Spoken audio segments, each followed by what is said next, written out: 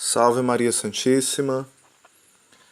Nós vamos hoje estar falando um pouco sobre o cânon bíblico e aprofundar esse assunto que, infelizmente, somos tão acusados, né, pelos protestantes, pelos Testemunhos de Jeová, adventistas e outras denominações, outras seitas, que vão atacando com toda a força, dizendo que a Igreja Católica acrescentou os livros. Vamos examinar isso com cuidado, com atenção e com a verdade, que é isso que a Igreja busca, anuncia, e ela é serva da verdade, serva de Cristo.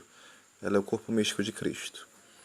Então a palavra cânon, ela vem do grego cânone e significa régua, ou cana de medir.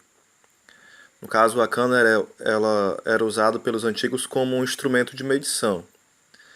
Desta forma, os cânones em sentido religioso são as réguas que devem ser usadas para medir a vida, isto é, guiar o fiel em sua vida religiosa. O cânon bíblico é a lista dos livros sagrados que compõem a Bíblia cristã. No caso, essa lista também é chamada de lista canônica. Pode ser chamada também de lista dos livros canônicos. No caso, Bíblia vem do grego biblios, que significa biblioteca. A Bíblia é uma biblioteca porque é composta por um conjunto de livros que os cristãos creem ser inspirados por Deus. A redação dos livros sagrados começou por volta do século XV a.C. e se encerra mais ou menos pelo final do século I depois de Cristo.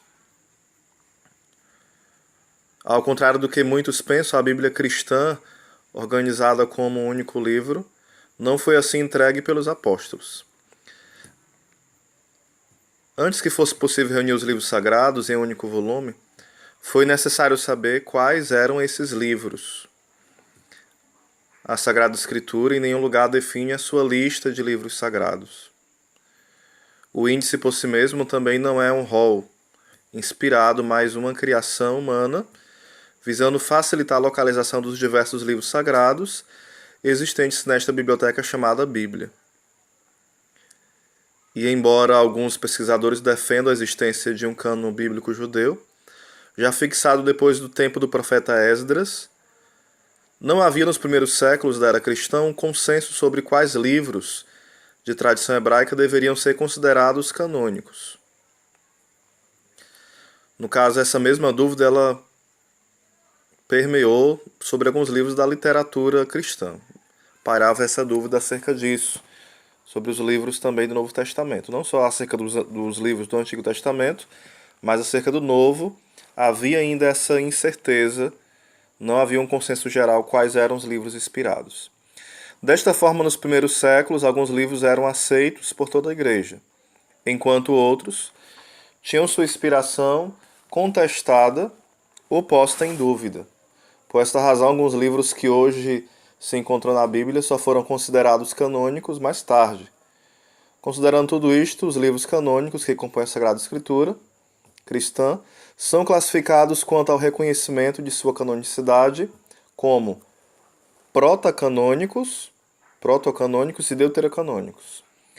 Os protocanônicos, proto quer dizer primeiro, e canônicos autorizados.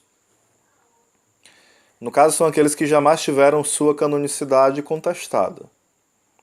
Isto é, são aqueles que sempre foram considerados inspirados por Deus. E os deuterocanônicos, deutero quer dizer depois, ou então segundo, né? Canônicos, como já foi dito, quer dizer autorizado. São aqueles que foram considerados canônicos mais tarde, pelo fato de ter havido inicialmente alguma dúvida quanto à sua inspiração e consequente canonicidade. Ainda aqueles que inicialmente foram considerados canônicos e posteriormente não, incrementando assim o conjunto dos livros apócrifos, que no caso são os livros cuja inspiração divina não foi confirmada ou cujo conteúdo doutrinal não é confiável, mas pode-se tirar proveito desses livros, embora não sejam tidos como inspirados, né? Tem muita riqueza nesses livros. Existem livros protocanônicos e deuterocanônicos tanto para o Antigo Testamento como para o Novo. Normalmente são relacionados como deuterocanônicos do Antigo Testamento os seguintes livros: livro de Judite, Sabedoria, Tobias, o livro de Siraque, o Eclesiástico, Baruque 1 e 2, aliás, Baruque, né? E também Macabeus 1 e 2, 1 e 2 Macabeus. Como veremos mais adiante, a inclusão do livro de Baruque neste conjunto parece ser equivocado, da mesma como é também equivocada a não inclusão do livro de Esther. Também são deuterocanônicos do Antigo Testamento os acréscimos no livro de Esther, no caso o capítulo 10, versículo 4 e 16, 24, e o livro de Daniel, o Cântico dos Três Jovens, correspondendo aos versículos 24 a 90 do capítulo 3. A história de Susana, aquela toda trama, né, que aqueles velhos tentam mentir contra Susana e ela é firme na verdade. Essa história só não está na Bíblia protestante, né? Que está no capítulo 13 e 14 de Daniel, essa bela história. No Novo Testamento são deuterocanônicos os seguintes livros, né? Também no Novo Testamento: o 2 Pedro, o livro também de Carta de São João Evangelista, 2 e 3, o livro de Tiago, Judas, Hebreus e Apocalipse. Esses quase ficaram fora e também tinha a sua canonicidade duvidosa. E hoje nós temos a plena convicção, né, que hoje e bem antes também, claro, né? Então fica aqui muito claro como foi trabalhoso, e a gente vai ver, né, de forma bem aprofundada como isso foi se descobrindo, certo?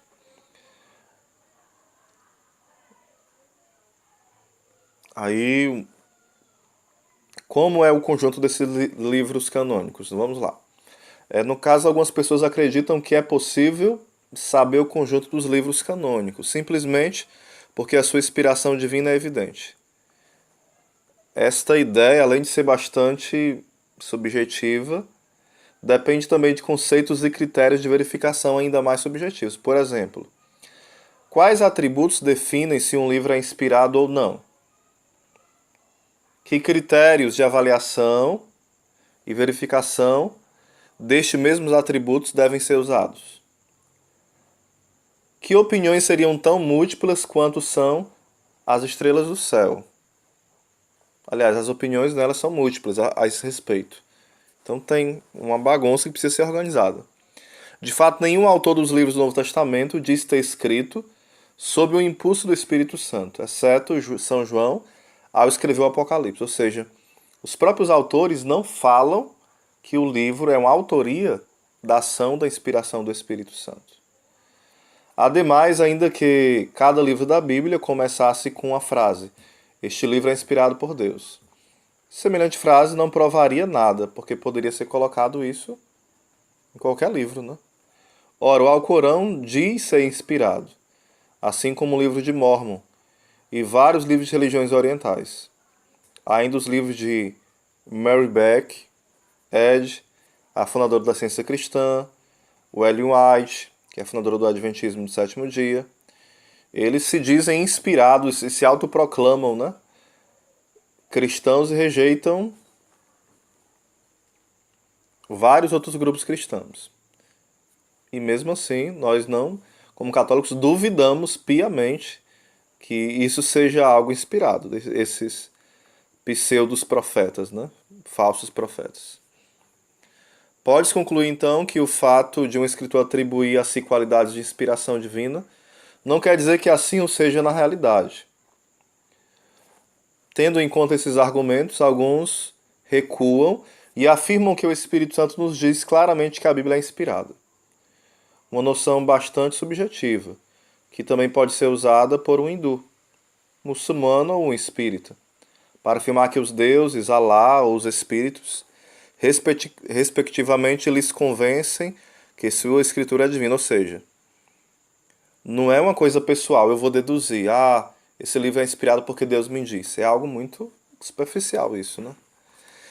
Este mesmo exemplo se aplica ainda àqueles que afirmam que a inspiração divina de um livro pode ser verificada pela inspiração que causa no crente, naquele que crê. Argumento conhecido como esse é inspirado porque inspira. Ou seja, se um livro ele me toca o coração, então é um livro inspirado. Isso é um conceito muito pobre, né? Não é bem por aí. Ora, note que há muitos escritos religiosos antigos que certamente são muito mais inspirativos ou emotivos do que muitos textos e até livros inteiros do Antigo Testamento. Veja, por exemplo, o livro do Números, no Antigo Testamento. Será que esse critério é possível afirmar que o livro de Números é inspirado? No entanto, ele está presente em todas as Bíblias cristãs, ou seja, tem passagens da Bíblia que não inspiram nenhuma emoção. Mesmo assim, são inspirados. Portanto, a fixação de um cânon bíblico não está sujeita às opiniões alheias, fundamentadas em conceitos e métodos de verificação totalmente subjetivos e duvidosos. Alguns ainda acreditam que, através dos livros, consensualmente, considerados canônicos ou proto-canônicos, é possível identificar os demais. No caso, essa proposta ela pode nos fornecer pistas importantíssimas. No entanto, infelizmente, não é suficiente. Por exemplo, no Evangelho de Lucas, capítulo 24, versículo 27 e 47, também em João 10, 34, aparecem as seguintes expressões: Moisés e os profetas, lei e os profetas, lei, profetas e salmos. Todas elas relacionadas ao conceito da Sagrada Escritura. De Sagrada Escritura, melhor dizendo, né? A expressão profetas abrangeria quais livros? Datados da mesma época dos profetas, existe uma infinidade de outros livros, cuja autoria é atribuída aos antigos profetas do Antigo Testamento. No entanto, hoje não são considerados canônicos. Assim como existem outros cuja autoria profética ainda é duvidosa e são considerados canônicos por todos os cristãos. O mesmo se aplica aos Salmos. Existe um escrito chamado Salmo 151, considerado canônico apenas pela Igreja Ortodoxa, o que quer dizer, no caso do... E o que dizer também, por exemplo, no livro dos Provérbios, né, e de Eclesiastes, Esther, Ruth, também 1 Samuel 1 e 2, Reis 1 e 2 e Josué.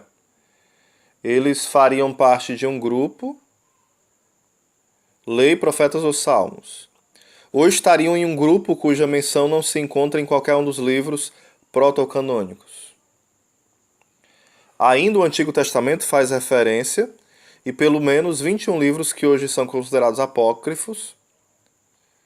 O mesmo acontece com o Novo Testamento, que menciona a ascensão de Moisés. E o livro de Enoque. Esses livros falam sobre a ascensão de Moisés. Pelas questões já aqui apresentadas e pelo fato da Bíblia não definir o seu conjunto de livros sagrados, o discernimento do cânon bíblico depende de algo que é exterior aos livros sagrados. Isso significa que a Bíblia não se forma por si mesma, e nem se auto-interpreta, e nem se autoriza por si própria. No caso, a sua legitimidade depende de algo que lhe é exterior. Tomemos como exemplo o Pentateuco. Sempre foi considerado canônico pelos judeus, não por si mesmo, mas porque tinha origem na tradição judaica e em Moisés, que tinha autoridade de seu legítimo magistério. A gente pode conferir isso em Mateus 19, versículo 7 e 8, em Êxodo 18, versículo 13 ao 14. Um outro exemplo são os escritos dos profetas. A autoridade destes livros não tinha origem em si mesmos, mas no anúncio dos profetas, ou seja, na tradição. Ou porque sua autoria é atribuída a homens que eram legitimamente autorizados por Deus. De certa forma, agiam como se fosse um magistério. Seria uma prefiguração, né? Desta forma, a atribuição de autoridade divina a um livro, isto é, a definição de sua canonicidade, sempre dependeu da autoridade de algo que é exterior ao livro. A tradição que lhe deu origem. Isso acontece tanto no Antigo Testamento como no Novo, nessa questão da tradição. E o magistério legitimamente estabelecido, o magistério que é estabelecido de forma legítima por Deus, reconhecido com seu legítimo guardião e difusor. ele guarda e difunde, né? No caso, esta antiga e divina relação não se aplica somente ao cano bíblico. Alguns dos livros bíblicos não trazem o nome do autor, por exemplo, o Pentateuco e os 4 evangelhos.